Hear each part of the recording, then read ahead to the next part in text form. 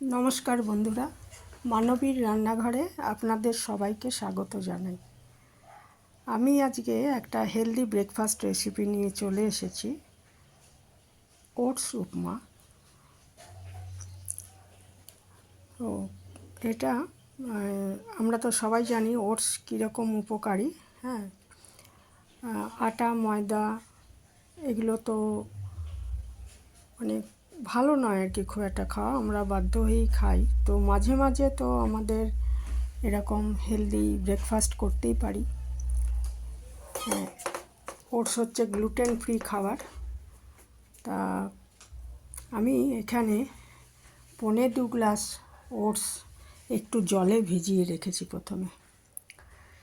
আর ওইদিকে আমি কিছু সবজি কেটে নিয়েছি, একটু গাজর, একটু টমেটো, 2টো কাঁচা লঙ্কা আর একটু ক্যাপসিকাম নিয়েছি। ইচ্ছে করলে বিন কড়াই নিতে পারেন বা বরবটি নিতে পারেন, আর একটু মটরশুঁটি নিয়েছি। তারপর একটা কড়াইতে একটু অলিভ অয়েল দিয়ে, যে কোনো সাদা তেল দিতে পারেন, অলিভ অয়েল দিয়ে তারপরে এতে আমি আগে একটু বাদাম, যেটা আমরা বলি বাদাম, একটু ভেজে নিচ্ছি। বাদামটা ভাজা হয়ে গেলে এটাকে আমি তুলে রাখবো। তুলে রেখে তার মধ্যে আর একটু আমি অলিভ অয়েল দিয়ে দিয়েছি, দিয়ে 1 চামচ মতো কালো সর্ষে ফোড়ন দিয়েছি, আর মোটামুটি ছোট 1 চামচ জিরে ফোড়ন দিয়েছি, সাদা জিরে, আর কিছু কারি পাতা দিয়েছি। কারি পাতা মাস্ট এই রেসিপিটায়। তো কারি পাতা দিয়ে একটু যখন ভাজা গন্ধ বেরিয়ে যাবে ফোড়ন এবং কারি পাতার, তখন এর মধ্যে আমি একটু হিং দিয়ে দিলাম। আর হিংটা দিলে একটা খুব সুন্দর গন্ধ হবে, আর হিং খুব উপকারী, পেটের জন্য খুবই ভালো। একটু হিং দিয়ে দিয়েছি। তারপরে এর মধ্যে আমি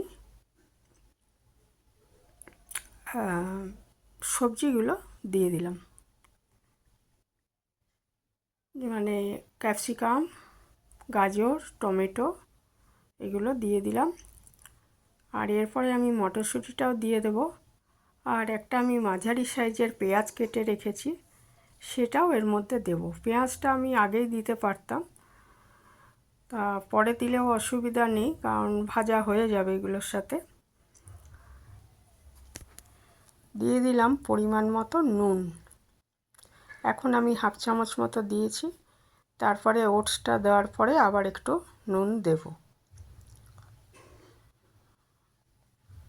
এগুলোকে আমি ভালো মতো ভেজে নেব। এগুলো থেকে একটু জল ছেড়ে এসেছে, তাতে এটা সেদ্ধ হয়ে যাবে, সেদ্ধ হয়ে যাওয়া চাই মোটামুটি।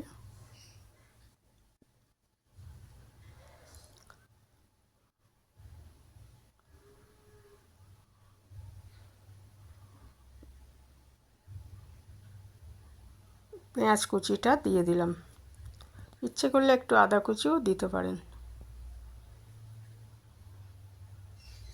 তবে এটায় রসুন দেবেন না, এটায় পেঁয়াজের সাথে একটু আদা কুচি দেওয়া যায়। এটা খুব ভালো মতো ভেজে নিচ্ছি।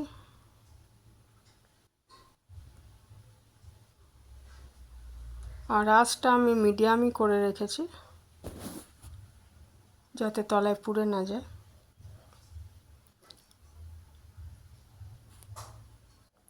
মটরশুঁটিগুলো দিয়ে দিলাম এর মধ্যে।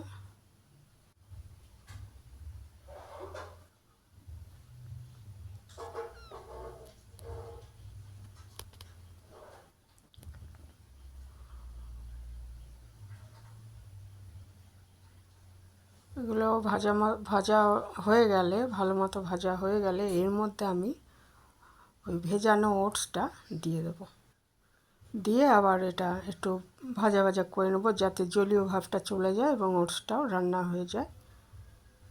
ওটসটা আমি শুকনোও দিতে পারতাম, তবে ভিজিয়ে রাখলে একটু ব্যাপারটা হেলদি হয়, সেই জন্য একটু ভিজিয়ে রেখেছিলাম। শুকনো দিয়ে এর মধ্যে ভেজে তাতে একটু জল দিয়েও করা যায় রেসিপিটা। যেটা সুবিধা মনে করবেন সেটাই করতে পারেন। এরপরে এর মধ্যে আমি একটু নুন দিয়ে দিচ্ছি, আর লাস্টে একটু ধনেপাতাও দেব। ওটা আমার হয়েই আসছে, একটু নুন দিয়ে দিচ্ছি, ধনেপাতা দিয়ে দিয়েছি, আর ভাজা বাদামগুলো এর মধ্যে দিয়ে দিলাম, চীনা বাদাম ভাজা দিয়ে খুব ভালো মতো এটা নেড়ে জলো ভাবটা শুকিয়ে নিলেই এটা রেডি হয়ে যাবে আমাদের ওটস উপমা পরিবেশনের জন্য রেডি। এখানেই শেষ করলাম, ভালো থাকবেন সবাই।